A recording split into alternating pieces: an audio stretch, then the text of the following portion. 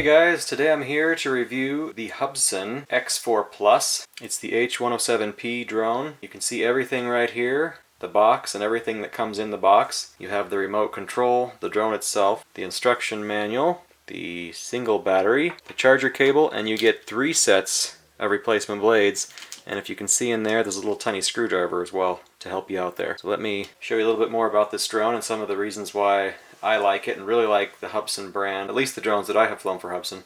Okay, so here's the drone itself. You can see it's plugged in, lit up, and it's waiting for a signal from the remote. Let's talk a little bit about this drone real quick before I pair it up. But it comes with a propeller guard that you can install, and I've installed it here. And there are pros and cons to this propeller guard. It's not perfectly fit. I mean, I don't know if you can see that there, but when I put it on, I had to adjust and bend so that the propellers didn't rub against it and hit it.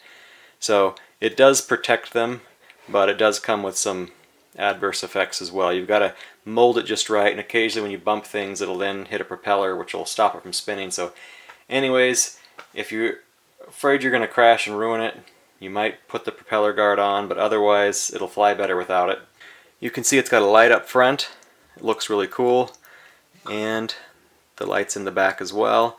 And the battery compartment is right back here.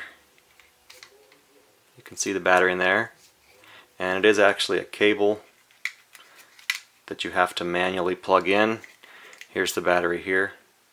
So it just slides out. You can unplug that to charge it and then slide it right back in here.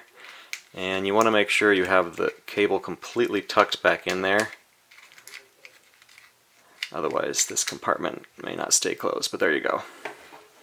So that is one thing you get with a cheaper model of the Hubsan, is that you get that the wires back there that you have to plug in. If you go to the higher end models, like I have a higher end one that has a camera on the nose, and it also has the battery that just slides in and connects, and it's so much easier than having to connect a cable. It also has a power button on the side. So those are some of the features I really like in the higher end, or the higher end models compared to this one, and I actually have a video review of that as well if you'd like to check it out. I'll go ahead and talk a little bit about the control. I'll show you here. If we turn it on, you can see that it's pairing up. Okay, all the lights are on steady. That means it is connected and ready to go. And I don't want to fly off the screen here, so I'm not actually going to start it up now. Just wanted to show you how that pairing worked. Now, as far as the control goes, why I love the way Hubsan drones work, at least the ones that I have used, is that to start the propellers, you pull the joysticks back, and I'll do it real quick and then turn it off like that. Oh, you can see right there. Prime example is that I've got something rubbing on the propeller guard, so I'm going to be taking this propeller guard off because, yeah, it's kind of cheap and isn't working to my liking. So I'm going to be removing that. But you could see the propeller started when I pulled both the joysticks back, like that.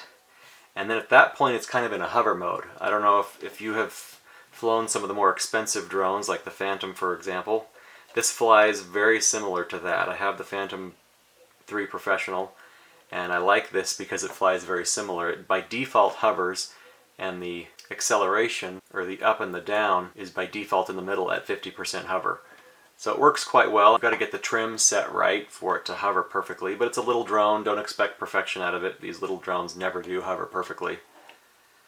Other than that, your control is pretty traditional. It works like a lot of other drones. This is going to be your up and your down, and your yaw left and right, as well as this one will be your forward and reverse, and turn left and right, or drift left and right, however you want to say it.